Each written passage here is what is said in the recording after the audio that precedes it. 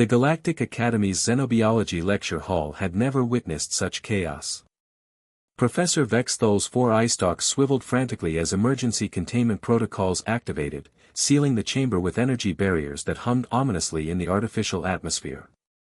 "This is precisely why we have regulations," the Zenthri professor wheezed through his breathing apparatus, his chitinous shell clicking nervously. "Deathworlders cannot simply—" "Relax, Prof," Marcus Rodriguez interrupted, scratching behind the ears of what appeared to be a compact apex predator. "Rex here wouldn't hurt a fly. Well, unless it was bothering him."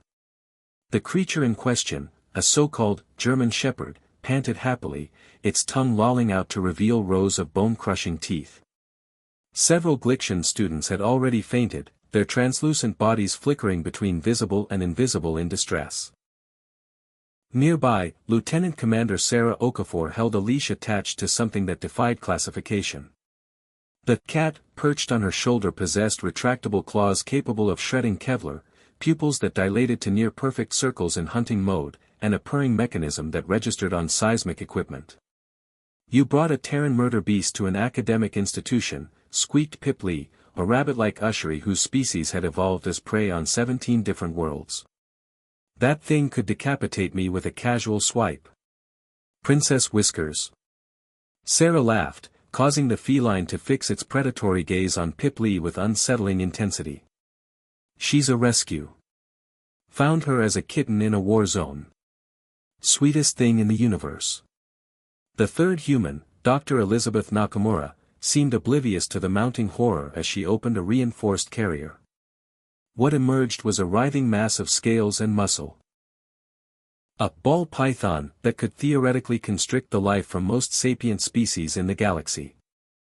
"Fascinating musculature," she murmured, allowing the serpent to coil around her arm.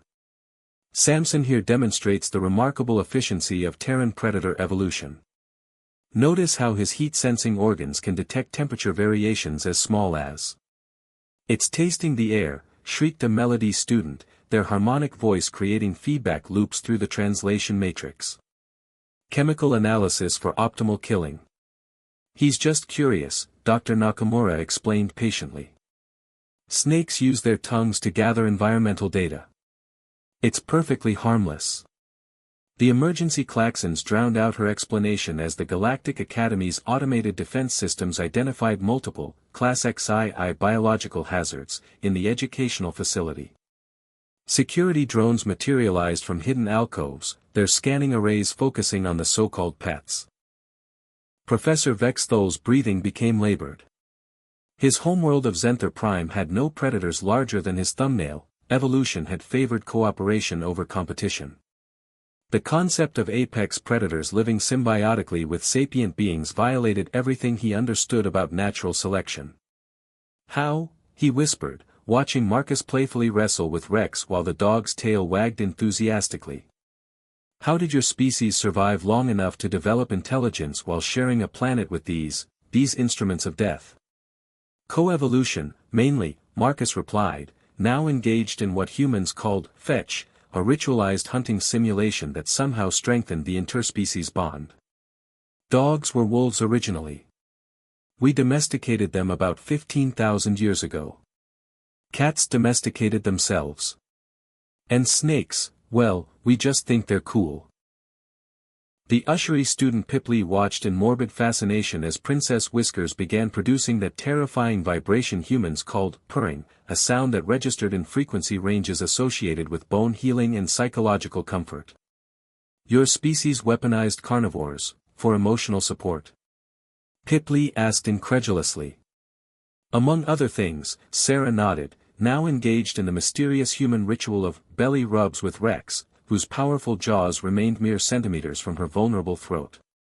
"Dogs help with anxiety, depression, PTSD.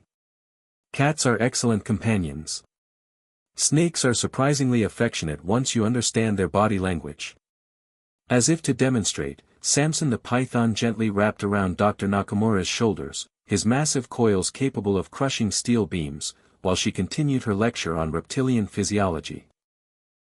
The emergency barriers flickered as Academy administrators debated whether this constituted a diplomatic incident or an evolutionary impossibility.